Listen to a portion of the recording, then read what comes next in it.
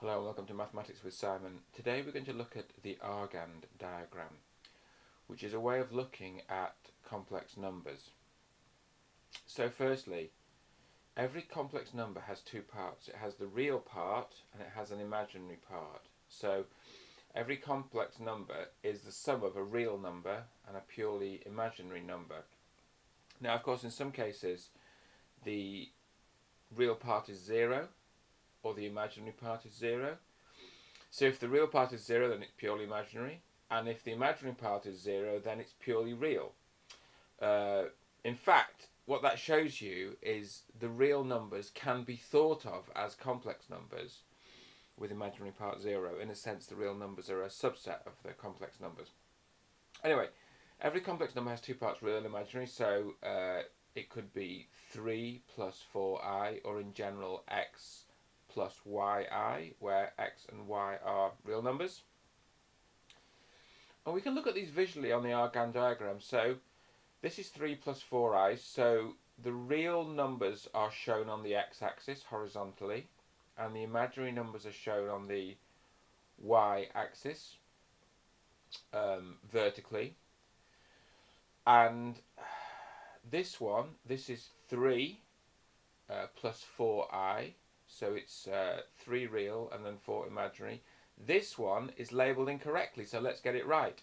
This is 12 on the imaginary and minus 5 on the real. So what this one really is minus 5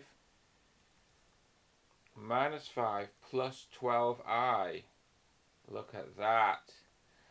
It's minus 5 on the real axis and then it's 12 on the imaginary axis. This one is 8 on the real axis, so it's on 8 here, and then it's minus 6i, so it's minus 6 on the imaginary axis. So for each of these points here, we can talk about the modulus and the argument. So the modulus is the length of the line, and the argument is the angle that the line makes with the real axis. So let's have a look here. So the argument for the point 3 plus 4i is the angle here. This is the point 3 plus 4i, and the argument is the angle that this line makes with the real axis. The modulus is the length of this line that's going from the origin to 3 plus 4i. That's the modulus. So modulus is length, argument is angle. From trigonometry, we can work out the argument for 3 plus 4i, because basically this is theta. So tan theta equals opposite over adjacent is 4 over 3. And then we can take the inverse tan of 4 over 3, which is 0.93 radians, or 53.1 degrees. So it's a bit more than 45, which kind of makes sense because this side is longer than this side. The modulus for 3 plus 4i is the length of this line. We can work this out using the Pythagoras theorem, because we know that 3 squared plus 4 squared equals z squared, which means that z squared is 25, so z is 5. In general, for an argument theta, tan theta equals y over x, so theta equals arc tan y over x. And for modulus in general, if we've got a point, a complex number, x plus iy, if the modulus is z here, z squared equals x squared plus y squared, so the modulus is the square root of x squared plus y squared. Why are these things useful? Well, we get lots of interesting useful things going on. The first is the modulus of a times b equals the modulus of a times the modulus of b. This is helpful. But also, interestingly, the argument of a times b equals the argument of a plus the argument of b. So the sign is changing here. And this might remind us a bit of this. Log of a times b equals log a plus log b. So arg a times b equals arg a plus arg b.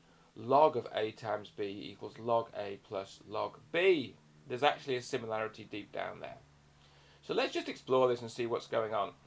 If we've got real numbers, the argument is 0 because the angle between the number and the real line is 0.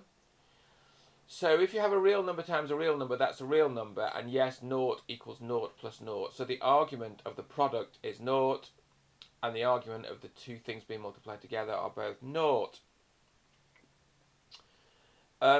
Let's say we take I, the unit imaginary number. Now its argument is going to be pi over 2, and we times it by I, which also has argument pi over 2. We add these together, we get argument pi, which is basically a negative real number, which is right because it's minus 1. Let's say we start with minus 1, which has got argument pi, times it by itself. Pi plus pi, this is in radians of course. Pi plus pi equals 2 pi, which is argument 2 pi, which is the same as argument 0, which is just 1, which is a real number, which kind of makes sense. If we were doing all of these in degrees, this would be 180 equals 90 plus 90. This one would be 360 equals 180 plus 180. Now let's start with the line 1 plus I. So this makes a 45 degree angle with the axis, or it makes a pi over 4 radians angle with the axis. And so if we times that by itself, it should be making a pi over 2 angle, which is basically a purely imaginary number. So 1 plus I times itself should give us an imaginary number. So let's check this out. 1 plus I times 1 plus I. Well, here's how we're going to do it. 1 times 1 is 1. 1 times I is I times 1 is I, and then I times I is minus 1. So we get 1 plus I minus 1. 1 minus 1 cancels, so we're just left with 2I, and we are indeed left with a purely imaginary number. So it's all working the way it should.